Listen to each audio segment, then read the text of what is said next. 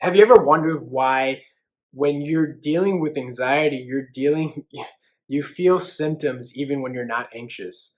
Have you ever wondered why you may be in certain situations that don't really give you anxiety, and yet you're still feeling these physical symptoms of anxiety? You're still feeling dizziness, nausea, palpitations, chest pain, digestive issues, even in situations that don't make you anxious.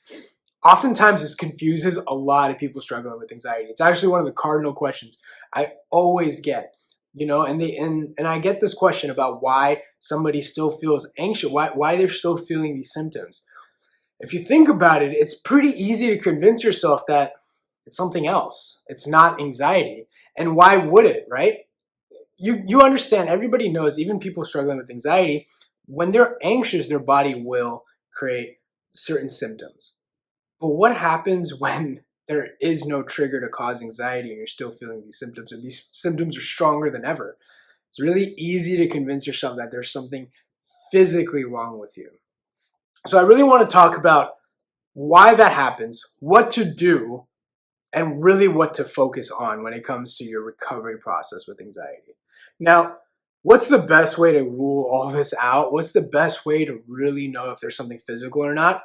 The best, and really the only way, is to get diagnosed by your doctor, by going to your doctor and verifying that everything is physically normal. And most of the time, when people are struggling with anxiety, they have a clean bill of health. Everything is good.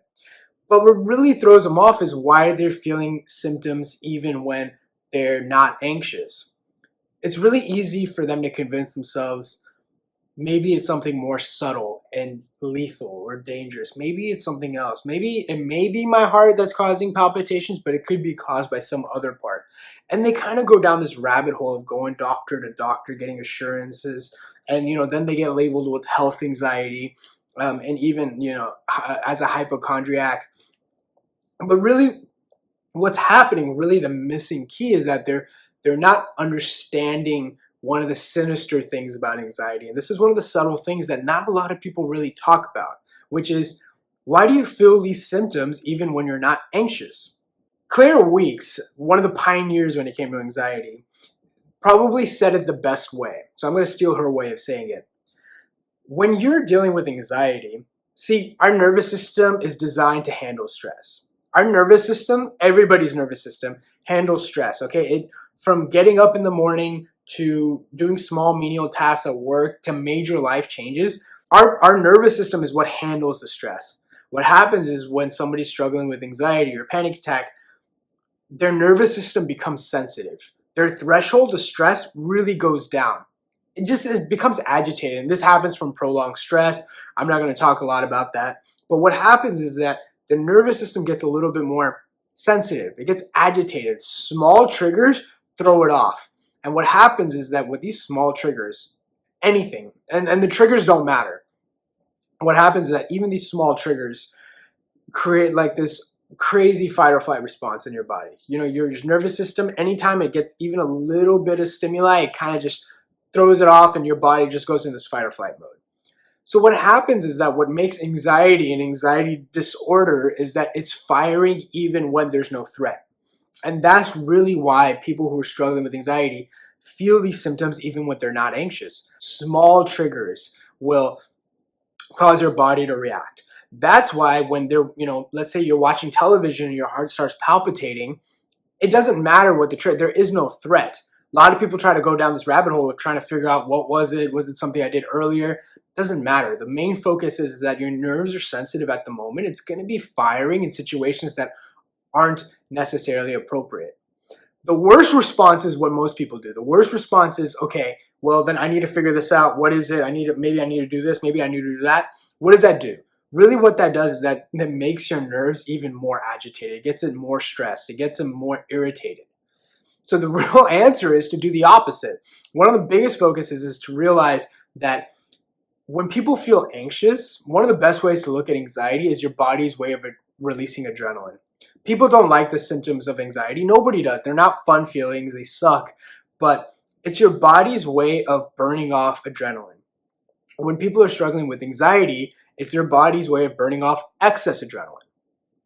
So when you're feeling palpitations, when you're doing something menial, or when you're trying to relax and your heart starts palpitating more, or whatever symptoms that you get, you have to look at anxiety as, okay, well, my body's just releasing excess adrenaline. Let it burn itself off. When it's releasing and burning off this excess adrenaline, that's why your heart is palpitating. That's why you're getting these what if thoughts. That's why you're getting these feelings of these anxious symptoms, whatever it is. There's a whole list of it. So that's really what you need to focus on. You can't really focus on why did this happen? Why is it happening? Most of the time, most people who get anxiety or get panic attacks, it's not in situations that are really stressful. It's after the stressful situations. For example, it's not when a firefighter is fighting fire when they're when they have a panic attack, believe it or not. It's after they have a really stressful day and they're at home watching Netflix and then they have a panic attack. It throws them off. Why am I getting a panic attack in situations that aren't making me anxious? Well, it's just your body just builds up excess adrenaline, and you relaxing is a way for your body to focus on, okay, I'm going to relax now. One of the things I'm going to do is burn off all this excess adrenaline. But that scares people, and that's why they think there's something physically wrong with them. Another example is a kid, parents, and something happens to their kid, their kid gets hurt. When their kid gets hurt, they're very focused. They're able to do the right task and, be very logical and hyper rational and do the right steps. But, when they're at home after the event and everything's fine, they have a panic attack or they really stress themselves out. Remember, one of the things that keeps anxiety alive is surprise, happening in situations where you wouldn't expect anxiety to really occur. Now, the biggest focus really for you when you're struggling with anxiety, when you're struggling with panic attacks or derealization, depersonalization, this advice is great. This advice may even make you feel better. But remember, this video isn't to give you assurance seeking. This video isn't really designed to make you feel a little bit better. Videos like this are really focused on getting you to take the right steps to overcoming this once and for all, to live your life freely. And these little nuggets of advice that I'm giving to you, it's an explanation for why you're feeling the way you do, and that helps, but that's not what you need to recover. That's part of it. Really, you need to focus on full recovery. And this video is going to be a whole waste of your time if you're just dabbling this video and looking up other things or constantly trying to figure things out. You really need to be focusing on recovery. And the great news is now, with the internet, no matter what anybody says about Google or, Googling symptoms or, Facebook forums or any sort of anxiety forums, I get all those are bad. You shouldn't be doing those, especially when you're dealing with anxiety. But there are good resources out there now that really focus on helping people fully overcome. There are systems in place that take people step by step, because this video is going to give you an answer maybe to something that you've been always wondering, but down the line you're going to have another answer, or you're going to have another question. You're going to have something where you're going to be like, okay, I get this, but what about this? And a system is really a great way for you to focus on fully overcoming and going back to living your life. Now, if you're wondering what kind of systems would I use and stuff like that, if you really want to know how to focus on overcoming anxiety and panic attack, there's some great resources.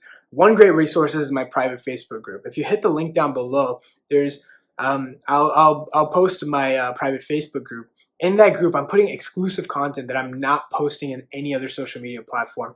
This was content that was exclusive to my clients for my coaching, and now I'm kind of giving them out more into this private Facebook group. These are little nuggets of knowledge that really help people on fully overcoming. So click that link down below, and when you click that link, it's going to ask you to join. When you hit join, it's going to ask you 3 questions. It's very, very, very important that you guys answer those 3 questions to the best of your ability. We want people in the group, but again, we're not focused on being the biggest group in the world or anything like that. We're really focused on quality people that are serious about overcoming anxiety and panic attacks, and people that are very invested in their recovery. So if that's you, hit that link below. Make sure to answer those 3 questions to the best of your ability, and I'll see you guys inside.